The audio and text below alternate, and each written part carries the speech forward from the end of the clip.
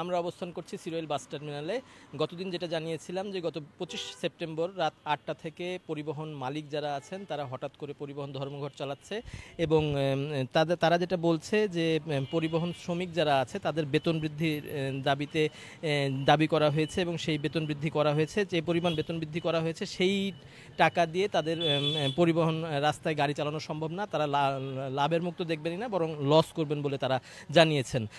আমরা যেটা জানি যে পরিবহন শ্রমিক যারা আছে গত বেশ এই মাসে প্রায় 2 দফা পরিবহন ধর্মঘট করে এবং 23 সেপ্টেম্বর ঢাকায় পরিবহন শ্রমিক এবং মালিকের সঙ্গে বসা হয় এবং সেখানে তারা সিদ্ধান্ত নেয় যে বাস চালক যারা আছে তাদের বেতন করা হবে হচ্ছে 1750 টাকা, যারা হেল্পার আছে তাদের করা হবে 700 এবং যারা সুপারভাইজার আছেন তাদের বেতন করা হবে 750 টাকা। তো এই অবস্থায় ছিল, সব কিছু মেলে নিয়েছিল, কিন্তু হঠাৎ করে 25 তারিখ রাত্রে যখন পরিবহন শ্রমিকরা বেতন নিতে আসে দেশ ট্রাভেলসে, তখন তারা বলে যে এই টাকা দিয়ে আমাদের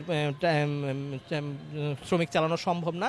তারপর থেকে মালিক পক্ষ ঢাকা রাজশাহীর সঙ্গে ঢাকার রাজশাহী, চাঁপাইনবাবগঞ্জ এবং নাটোরের মালিক যারা আছে তারা বাস চলাচল বন্ধ করে দেয়।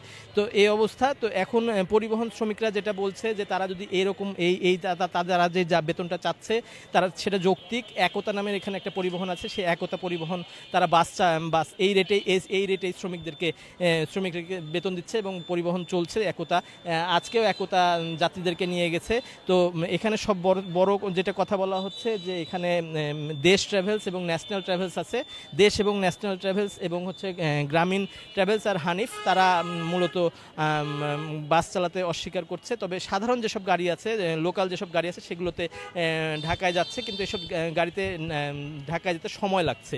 এছাড়া একতা পরিবহন যেটা আছে তারা চলাচল করছে, ঢাকার সঙ্গে রাজশাহী চলাচল স্বাভাবিক আছে। তার কারণ তারা যে নির্ধারিত বেতন নির্ধারণ করা হয়েছিল সেই বেতনে যাচ্ছে বলে এই গাড়িটা বেতন দিচ্ছে বলে এই গাড়িটা যাতায়াত করছে।